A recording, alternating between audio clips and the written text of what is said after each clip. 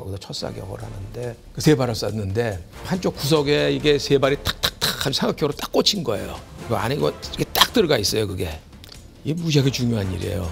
진짜 짜릿하는 이제 뭐라 그럴까요? 그 탁에서 보는 순간에 아, 이 전차는 이제 맞추는 거의 가장 기본은 됐다. 정말 이게 감개무량했었지. 이렇게 된 거예요.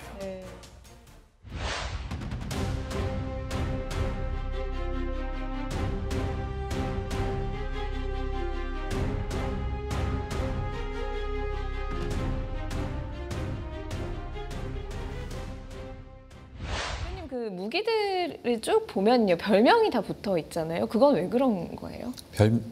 왜냐하면 적한테 강한 인상을 줘야 돼요. 예를 들어서 뭐 전차가 딱 나왔는데 이름이 샤랄라예요. 그러면은 왜 이러잖아요, 사실. 근데 딱 전차가 나왔는데 뭐 예전부터 뭐 독일군의 타이거, 킹 타이거 다 그러잖아요. 그래서 지금도 보면은 그런 게 굉장히 강해서 지금도 서방 전차들 보면 대부분 고양이과입니다. 레오파드, 뭐 판타, 뭐 이런 식으로 그런 게 많아요. 이 K2 전차의 별명은 흑표잖아요.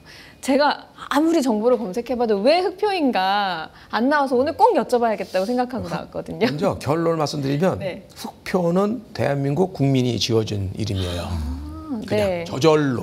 어떻게 됐냐면 당시만 해도 이 큰 프로젝트 이름이 익명을 사용합니다.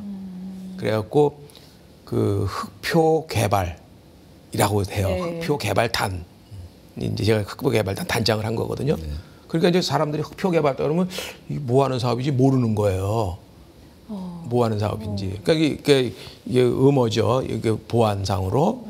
그래서 흑표라는 거 있었는데 흑표라는 게 이제 사람들이 뭔가 짐작을 할 거 아닙니까? 자꾸만. 그러다가 무슨 일이 벌어지냐면 2007년에 이 시제품을 가지고 그 대통령을 모시고 전군 다 관련되신 모시고 다 해가지고 각 인더스트리, 정치, 뭐 사용자들, 군인 다 모여가지고 그 시제 출고식을 해요. 그때 이제 그 당시 그 어디냐 장소가 어디였었냐면 기동시험장, 우리나라 국가시설입니다. 국방과학연구소의 시동시험장에서 하는데 그게 국민한테 탁 어나운서가 되는 순간에 인터넷에 쫙 올라오기 시작하는데 사람들이 흑표라는 이름을 막 쓰기 시작하는 거예요. 그러니까 우리는 그거 전혀 예상을 못했어요. 근데 이게 흑표 전차가 돼버린 건데 흑표 전차가 얼떨결에 된 거군요. 얼떨결에 그 네티즌들 있지 않습니까? 그러니까 매니아들이죠. 그들이 막 이제 흑표 전차 쓰기 시작한 거예요. 그때 이제 뭐 K2라는 이름 게 XK2였거든요.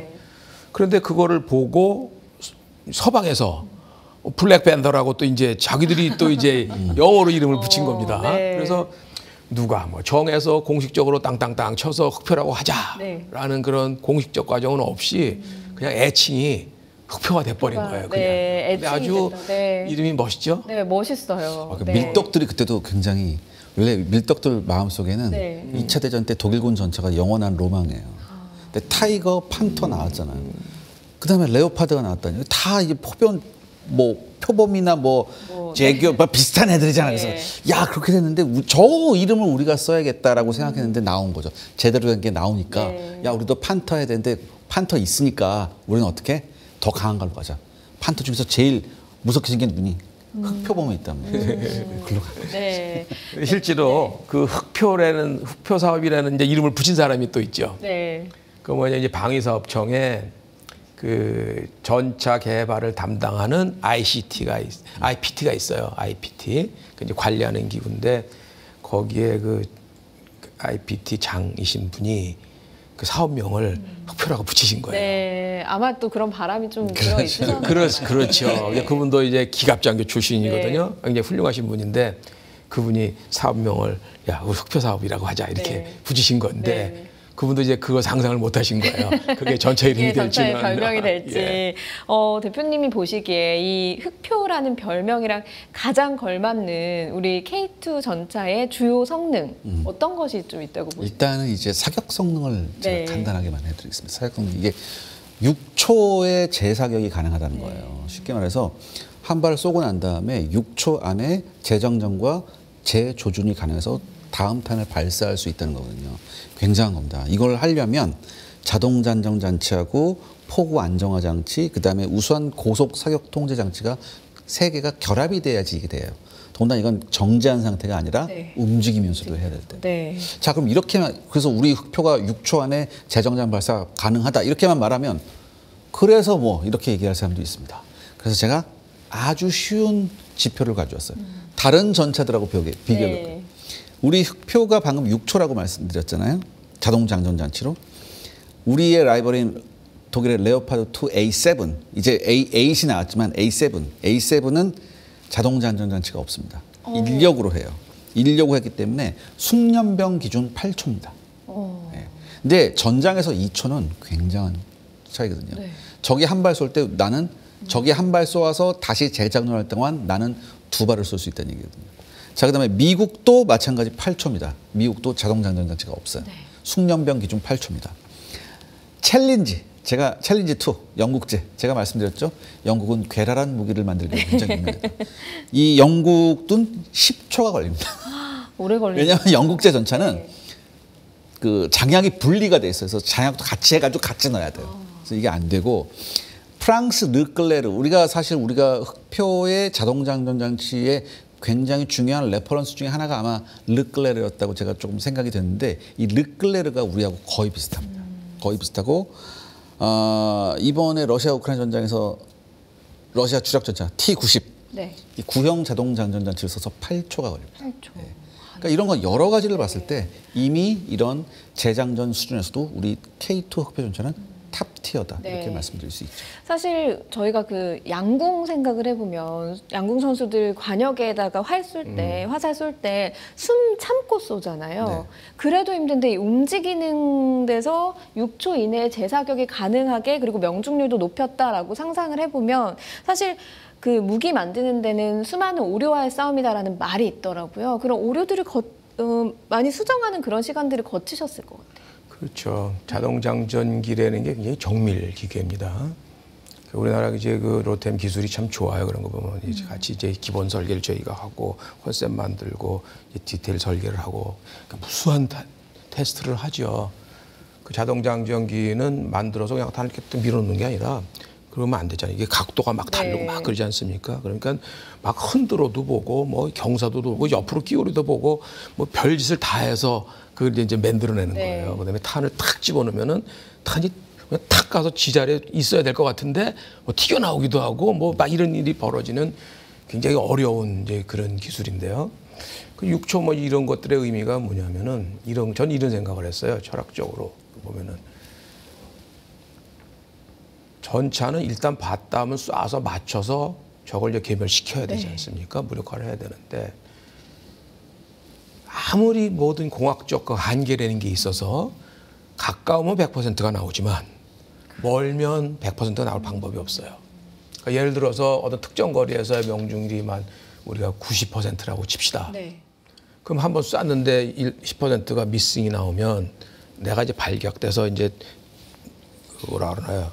카운터 어택을 받을 수 있잖아요. 그러려면은 걔가 카운터 어택하기 전에 쏴야 된다. 이런 거예요. 그러려면은 방법이 포를 2개 달아가지고, 예를 들어서 포를 2개를 동시에 쏘면은 한쪽에 90%, 둘 중에 하나 맞으려면 99%가 돼요. 네. 그렇죠? 네. 그러면 이제 확 올라가는 거죠.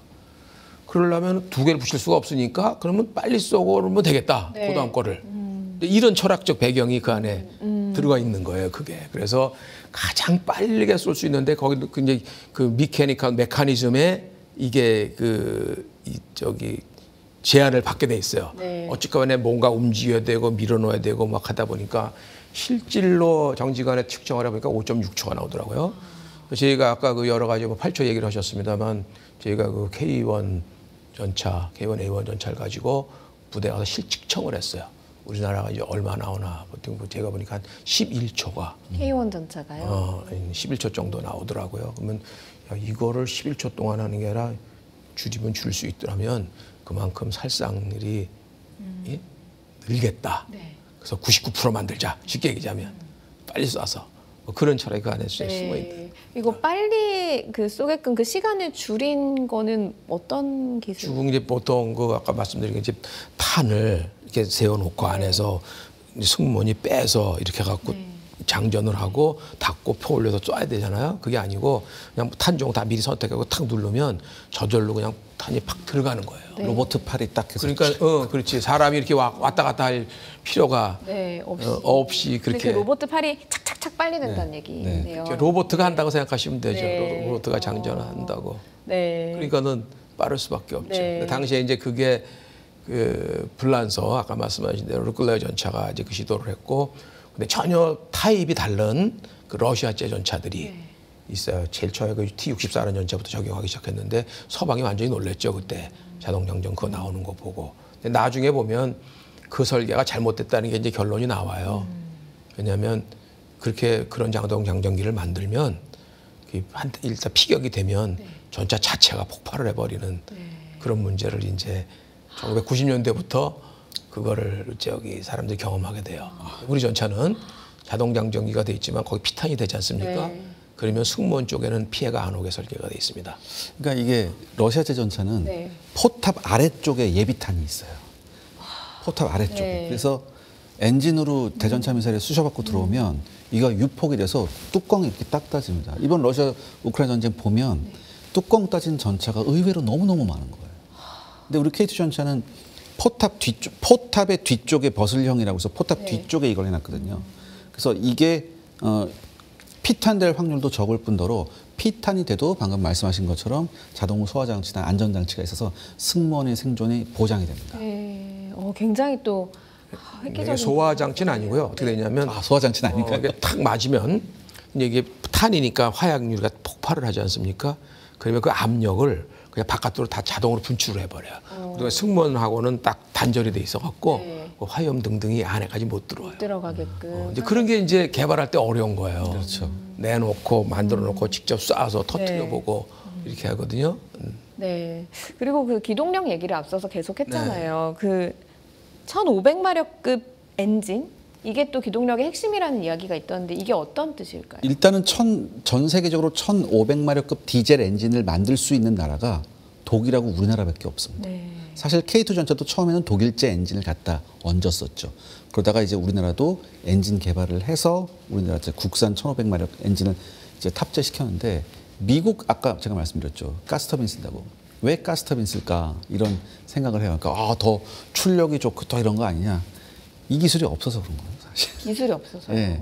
미국도 디젤 엔진 만드는 기술이 이렇게까지는 안 되거든요. 그러니까 기름 막 퍼먹는 거 좋으니까 그냥 쓴다 이런 거고. 기름이 또 많으니까. 사실 보통 그 1200마력이 한계라고 생각했던 사람들도 굉장히 많았었어요, 예전에는. 그런데 1500마력을 독일이 만들고 난 다음에 과연 이거하고 대등한 엔진을 누가 만들 수 있을까? 이 얘기를 굉장히 많이 했거든요. 사실 가솔린 엔진을 쓰면 되지 않냐 이렇게 말씀하시는 분들이 있는데 우리가 대형 트럭, 가솔린 트럭 없잖아요. 왜냐하면 디젤이 훨씬 힘이 좋으니까. 더군다나 그러니까 60톤, 70톤 되는 걸 순간적으로 가속하고 막 이렇게 되는데 가솔린 가지고는 이건 대책이 안 나거든요. 그래서 디젤을 쓴 건데 그럼에도 불구하고 이 0km에서 32km까지 순간 가속력이 우리 K2 전차가 7초가 나옵니다. 예전에는 이게 안 된다. 국산 엔진 처음 나와서 테스트했을 땐 이 기준에 미흡하다 이런 여러 가지 그 얘기가 많았었어요. 근데 이건 나중에 알고 보니까 자체 문제보다는 이게 알고리즘의 문제가 있었거든요. 근데 그걸 해결해서 이렇게 됐었어요. 이렇게 됐어요. 그러면 여기서 또 제가 한번 비교를 해보겠습니다. 다른 나라들은 어떨까? 대부분 다른 나라들도 이 7초 언저리에서 왔다 갔다 합니다. 그렇기 때문에 현대 기갑전은 뭐예요? 먼저 보고 먼저 쏘고 또한 뭐예요? 먼저 움직여야 한다. 이게 순간 가속력이 굉장히 중요한 게 저기 대전차 미사일을 쐈을 때 연막탄 탁 터뜨리면서 순간적으로 탁 피해야 되거든요. 이 기능이 없으면 대전차 미사일에 번번이 당해요. 이번 러시아 우크라이나 전쟁에서 너무나 많은 전차들이 대전차 미사일에 당했거든요. 그러니까 이런 걸 봤었을 때 우리가 이런 세계 최고의 파워팩 기술도 K2 흑표 전차에 넣어놨다. 그리고 이게 더 중요한 게 K2 전차를 중동에 팔아야 되잖아요. 근데 독일제 엔진이 들어가면 독일이 만약에 수출 통제를 하잖아요. 못 팝니다. 못 팔아요. 그런 예가 진짜 실제로 있어요. 네.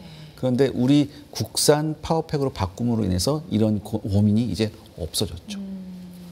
고모님 이제 지금 얘기를 쭉 들어보니까 일단은 성능이 참 좋아요. K2 전차가 성능 좋고 또 납기도 아주 짧아요.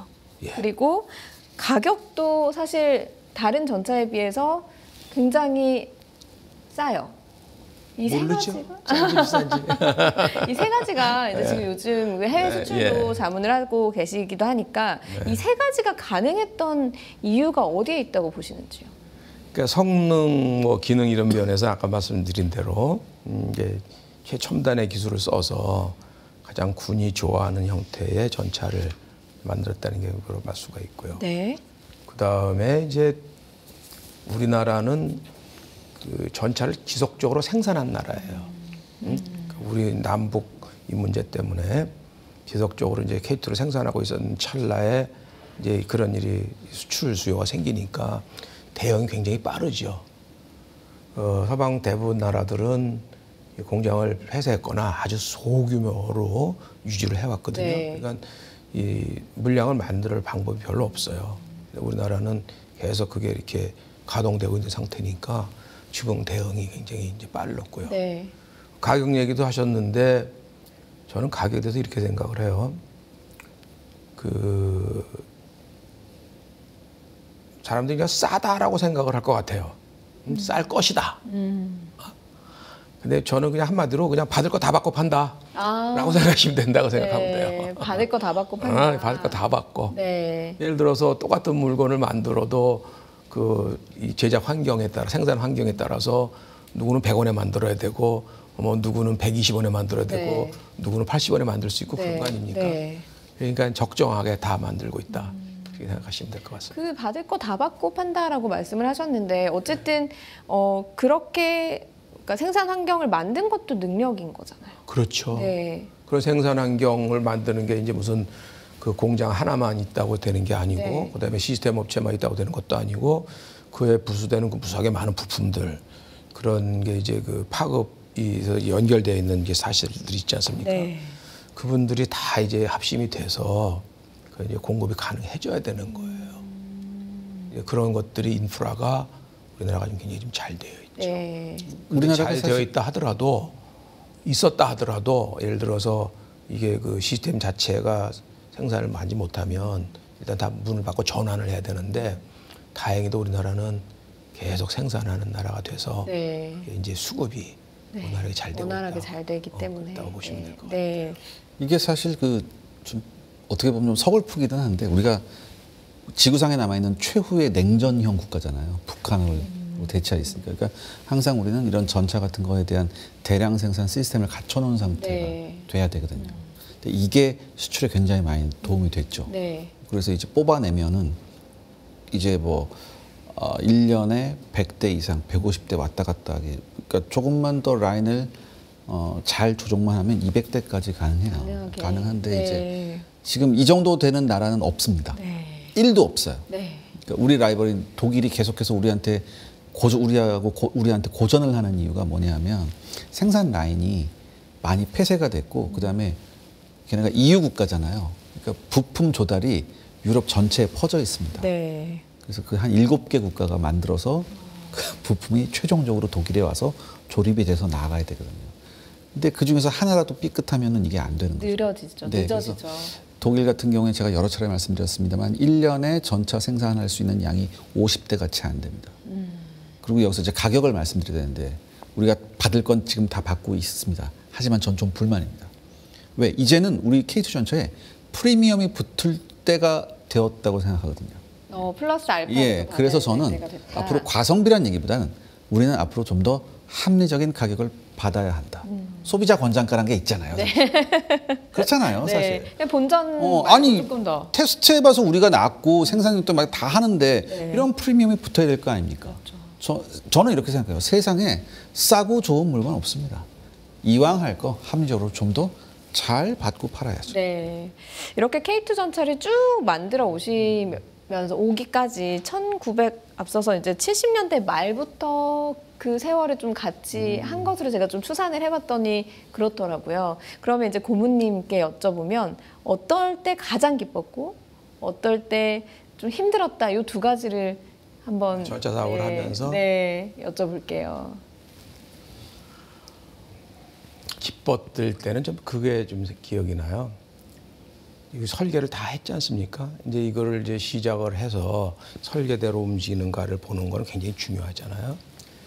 근데 그때 그 시제를 제작하는 거를 이제 두 단계로 나눠서 첫 번째는 그 MTR하고 모빌리티 테스트 리그라고 해서 차체를 기동을 중심으로 한 걸 하나 만들고 또 하나는 FTR이라고 그래가지고 이제 파이어 파워하고 이 기동 간의 사격하고 이제 이쪽을 하는 거를 이제 했어요. 그다음에 이제 이 방어 부분은 또 별도의 운영은 맞춰서 부셔야 되니까. 근데 첫 번째 이제 기동하던 날이 있습니다. 첫 번째 기동하는 날. 기동하는 날 처음. 기동. 처음에 전차를 딱 조립을 하고 근데 포탑이 안 붙었어요. 차체만 탁 있는 거예요. 다 모든 사람들이 염원이 이제 그 전차에 이렇게 탁 쏠려 있었죠. 이제 현대로템 엔지니어들하고 국방과학연구소 엔지니어들하고 다 모여가지고 뭐 우리 시체말로 고사지 내고 막 직하고 해가지고 자 간다. 그래서 이제 탁 공장 문을 열고 이제 이 나오던 굴러 나오던 순간 엄청 떨리셨겠네요. 그렇죠. 굴러 나가고선 그 현대로템 가면 테스트 트랙이 있거든요.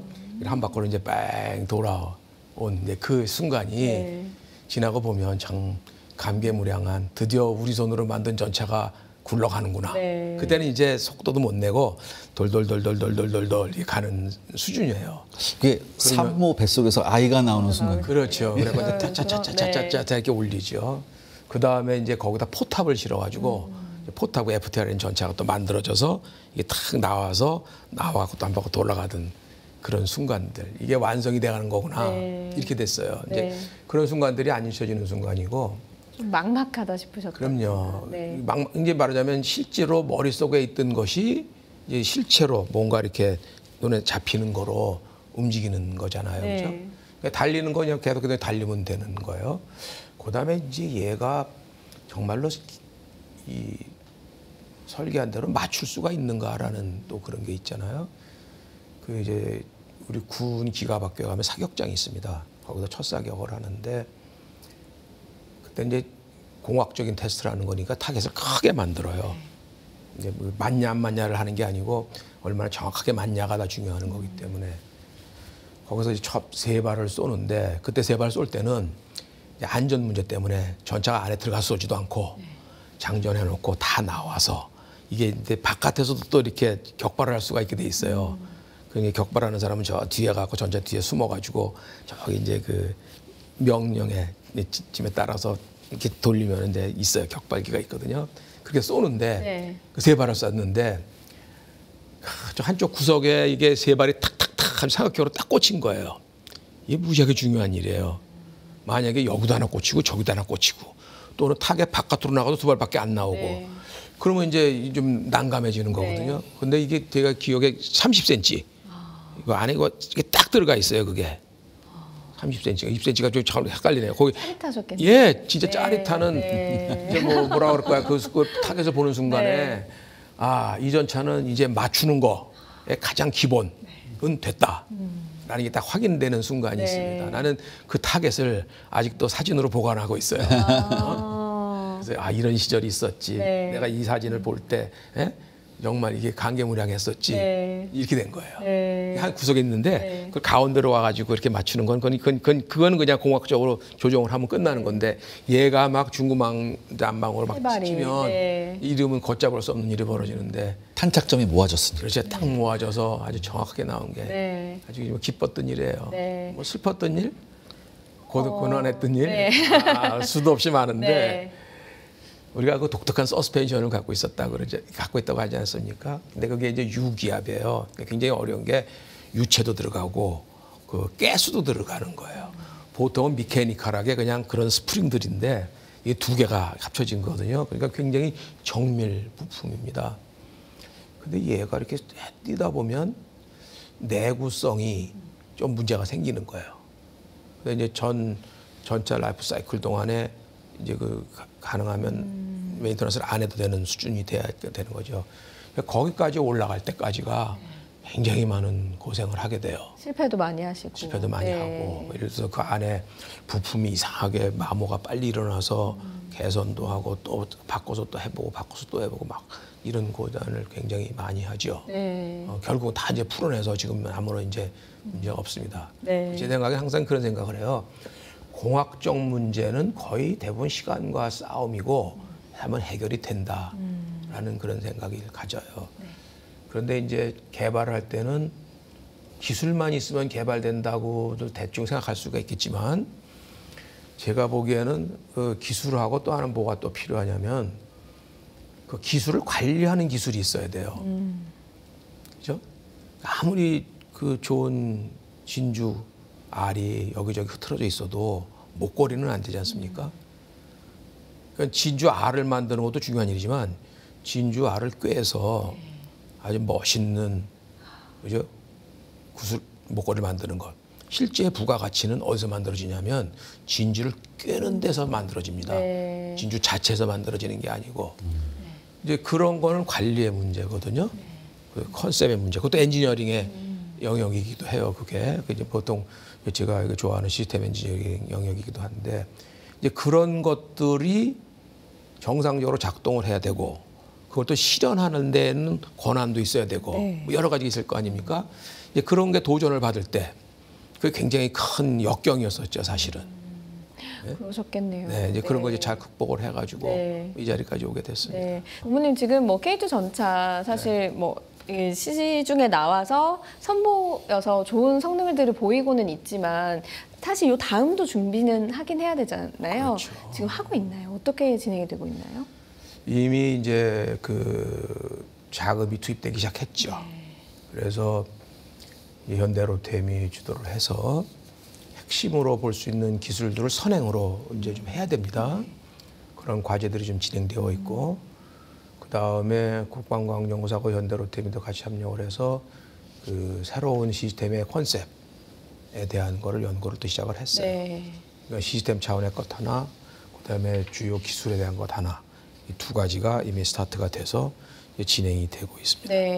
근데 이제 조금 이제 그거에 곁들여서 말씀드리자면 그 K2 개발할 때도 제가 그 군하고 수없이 많은 얘기를 하고 설문조도 갔다 그러지 않습니까?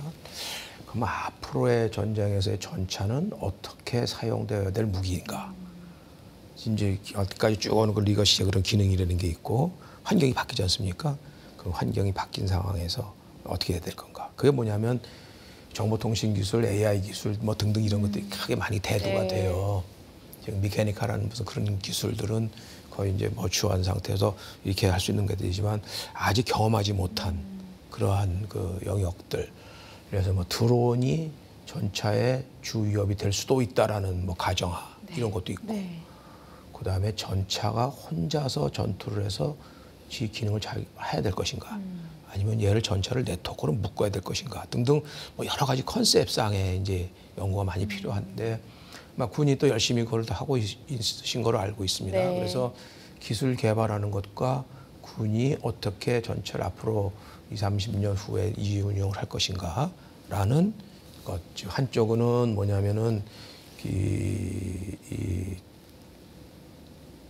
이제 컴뱃을 하는 디벨로퍼가 있고 한쪽에서는 이제 머티리얼 디벨롭먼트라고 그 머티리얼이 뭐냐면 무기입니다.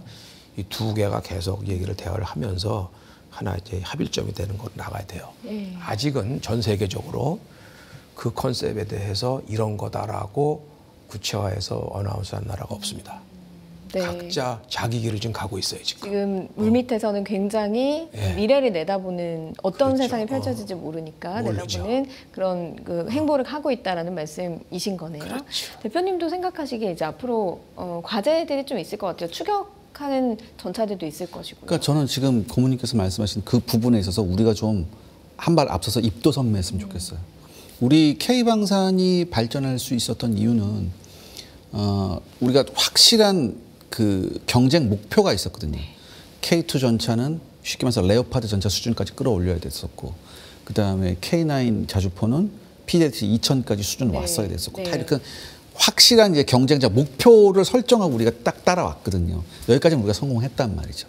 문제는 이 다음으로 넘어가는 거거든요. 근데 이미 다른 나라들 다 넘어가고 있고 시제 전차도 나오고 막 이러고 있거든요. 그러니까 우리도 지금 그걸 하고 있는데 저는 조금 더 과감한 투자, 그다음에 과감한 지원으로 우리가 더 먼저 가서 이제는 우리가 어느 수준에 따라오는 것이 아니라 새로운 기준을 우리가 만들었으면 좋겠어요. 네. 마지막으로 고모님, 방금 과감한 투자, 과감한 지원이 좀 필요하다라고 대표님은 이야기를 하셨어요. 고모님은 어쨌든 K2 전차를 굉장히 오랜 시간 동안 개발해 오신 분으로서 정부와 기업에 각각 미션을 좀 하나씩 주신다면요. 이제 그걸 말씀드리려면 이제 이걸 먼저 생각을 해봐야 돼요.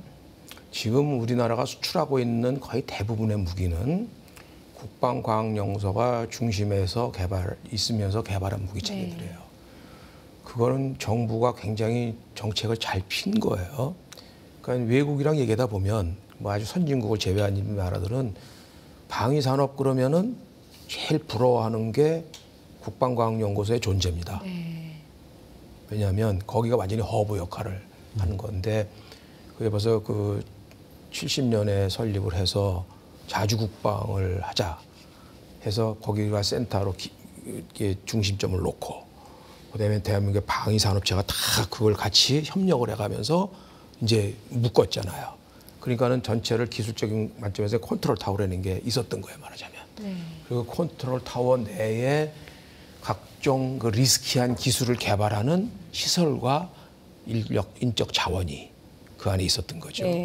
그러니까는 온전하게 예를 들어 전차를 하려면 전차가 필요한 모든 기술의 공급, 리서치, 이런 게 가능한 인프라가 돼서 그걸 중심으로 해서 K9도 마찬가지고 K2도 그렇고 뭐 그 외 다른 뭐 유도탄도 다 비슷합니다. 그런 상황이 됐는데 유도탄류를 제외하고는 지금 이제 국가 정책이 좀 바뀐 지 제법 됐습니다만은 이제 그 기업이 중심으로 하는 연구개발로 바뀌었어요. 그건 제가 보기에 정방향입니다. 왜냐하면은 국가가 언제까지 계속 그런 해서 할 수가 있죠. 그거에 할 일도 많은데. 근데 이제 좀 아쉬워 보이는 게 뭐냐면 그 중심 역할을 누가 어떻게 해야 되나 하는 문제가 있어요. 그럼 예를 들어서 전차 그러면 현대 로템 뭐 당연하잖아요. 지금 K9 그러면 지금 상태로 보면 하나 에어로스페이스 하는데 그건 이미 전차가 만들어진 상태에서 그런 거예요. 그럼 또 다른 거를 만들 때는 온전하게 기술을 스스로 다 공급을 하고 이게 공급이라는 게 만들어내고 그 사람들이 다 엮어서 이렇게 할 수 있는 그런 체제가 되어 있는가. 그죠? 그 다음에 군하고 사용자와 이렇게 그 커뮤니케이션을 오피셜하게 원활하게 할 수 있도록 되어 있는가. 라는 걸 한번 짚어봐야 될 거라고 좀 생각이 들어요. 제가 보기에는 굉장히 중요하다고 생각이 들어요. 그래서 그 K2 할 때 제가 아까 처음에 말씀드렸습니다만 그 인프라에 대해서 걱정을 많이 했다고 그러지 않습니까?